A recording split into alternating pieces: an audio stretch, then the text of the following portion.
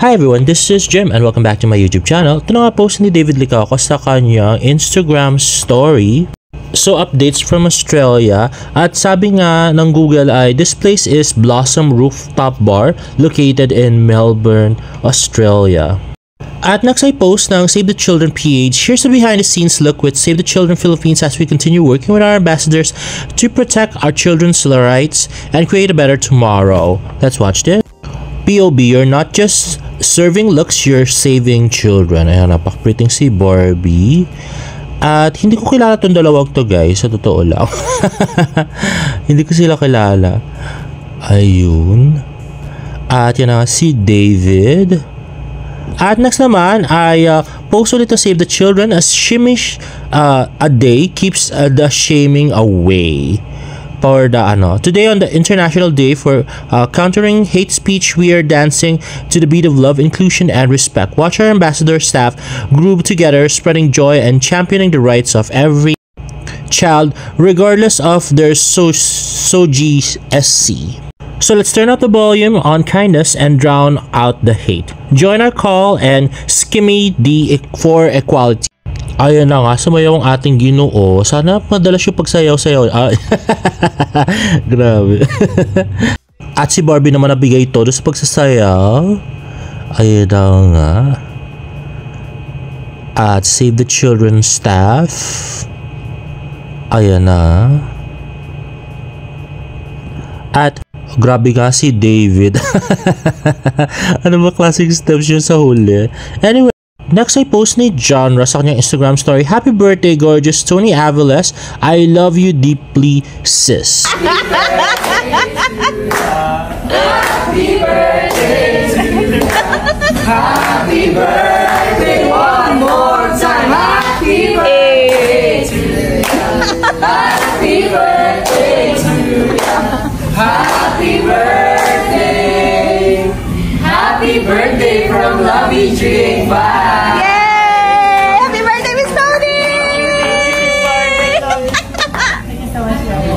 Yay, thank you. I love you guys. Thank you. Oh, wish. Live, love, and death. Yes! Yay! At galing nga yun sa Instagram story ni Miss Barbie Fertes. At ito nga yung kinain nila steak. Naindigit naman ako. At ito, post ng GLXY Talents Management, Team Migoy, Sam Concepcion, or Team Alex, Choi Bo-min. Like, love for Team Migoy or repost for Team Alex. Go na guys. Let's watch this. Grabe, I super love this TikTok video by Sam and Choi Bo-min. Kasi pareho silang singer, parehong magaling sumayaw, o diba? From Korea and Philippines. Grabe. At next ay post ng Barbie updates. So ito nga ay post ng 2023 from the Instagram story of Miss Garlic Garcia. View Philippines Head of Content Partnerships. Always a joy to be with Kapuso Hermanas and Sparkles Shiniest, Barbie Fertesa and David Licauco. Though we're not sure kung Beauty Empire to kasi parang kasama si Zoran Legaspi dito sa na to, sa series of pictures na to So alamin pa natin yan guys. And next here's Miss Garlic promoting Beauty Empire. Let's watch this. We love Beauty Empire because it's because it's beautiful. Yeah. We are so grateful for all your positive feedback because now we can safely say that this show is on a trajectory of success. And we know that the episodes are only gonna get better and better kaya kailangan nyo po siya talagang abangan. Grabe, super ganda nga. I am hooked. At saka ang maganda sa kanya, napakabilis ng facing guys. So, parang wala siyang yung scenes na sasabihin mo na, ay, ba't sobra tagal naman ng scene na yan, hindi naman importante. Wala siyang ganon. Napakabilis ng facing niya. So, importante lahat ng scenes. Kailangan mo talaga siyang panoorin everyday guys. Super ganda. At next naman ay post ni Kuya Rainier Serrano. Sobrang bait ni Barbie. Nakakabilib ang pagrespeto ni Miss Barbie Fertesa sa veterans. Let's watch this.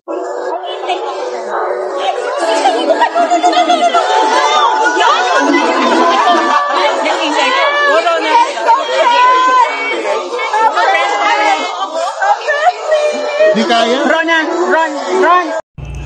Grabe nga naman, ba't naman kasi luluhod si Miss Isay? Pwede namang ipanorama yung camera. Grabe naman. Boys lang ang pwedeng lumuhod na ganyan. Pero may mga girls, lalo na pag veteran actress, wag na po, please.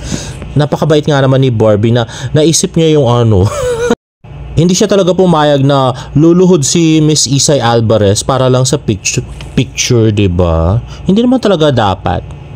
At next naman na yung post ni Miss Garlic. Sabi niya, kiligin sa hashtag Barsam sa Beauty Empire, or is it Barbomin?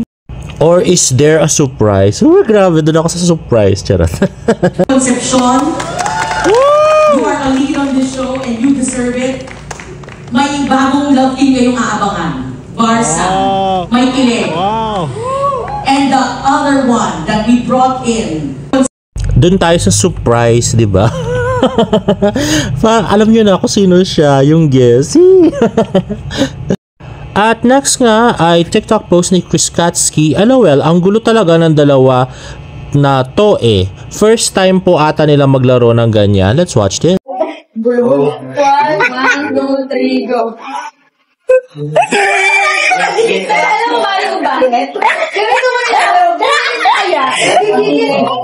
Loud. Tuloy. Tawang-tawa si Barbie sa mga pinagagawa. Sabi pa nga dito, actually, hindi po nila alam paano gawin yung nung una. Nagtalo pa yan, ang dalawang yan.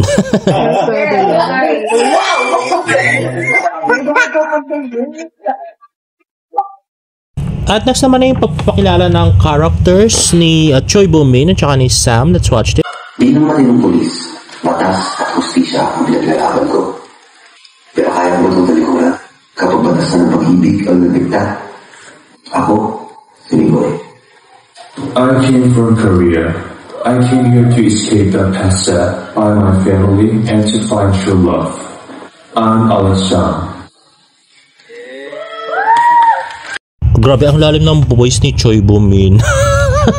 Yan, nakaka-inlove siya. Okay, actually, wala man dapat to, pero dahil nga medyo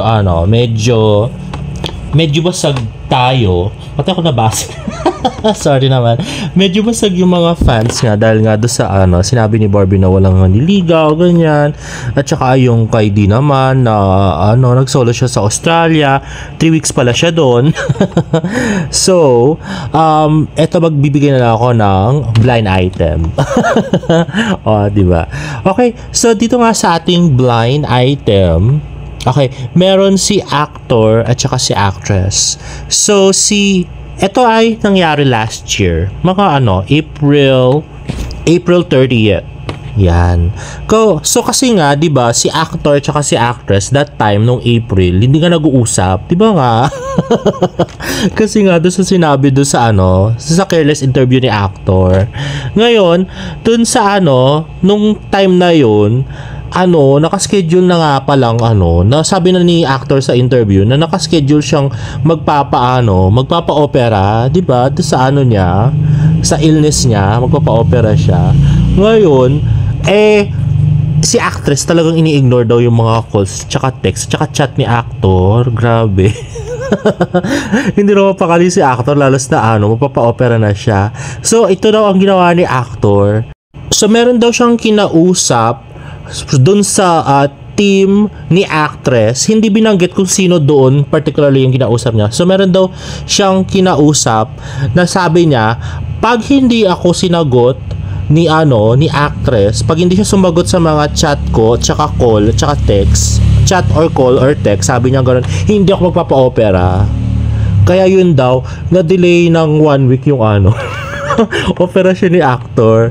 So from April 30 naging May 7 yata yung operasyon ni actor. Yun yung dahilan nun.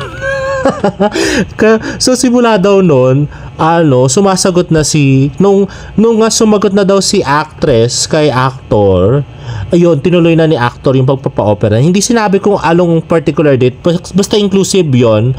Hanggang May 7 ay sumagot na nga daw si actress dun sa dun sa chat or text ni actor, ganon. So yun. So after nga nun, although hindi sila ganun nag-uusap ni actor, sumasagot daw si actress sa mga questions ni actor, or kung kakausapin man siya, sasagot siya. Pero professional lang, hindi medyo halatang nagtatampo pa ng konti si actress. Grabe. Now, bumalik tayo, no? With regards ka doon sa interview ni Barbie na walang nanliligaw, nilinaw ko dyan sa ko yan, sa friends ko. Sabi, marami daw nagpaparamdam nga kasi nga nung after nung breakup, marami nga nagpadala ng flowers. So, imposible daw walang nanliligaw dyan. So, medyo daw si actress doon, iwas pusoy. ayaw niyang pag-usapan yung mga ganung bagay, lalas na yung kay Jack, kasi nga 'di ba nga may bago show si Jack, tapos gagamitin pa ba siya for the promotion nung show ni Jack? 'Di ba, wag nang pag-usapan yung breakup nila. Dapat lang. Anyway guys, if you like this video, please give it a thumbs up and please subscribe to my YouTube channel for more further updates. See you in my next vlog. Bye. At ito nga pala, IG stories ni Miss Barbie Fortesa na repost niya from Miss Gabby Padilla, Ate, Noreen and Helena, Barbara Fortesa and View Philippines. At ito naman for P77 pictorial ni Barbie. At lastly for View Philippines, in IG story niya rin. Anyway guys, if you like this video, please give it a thumbs up and please subscribe to my YouTube channel for more further updates. See you in my next vlog. Bye!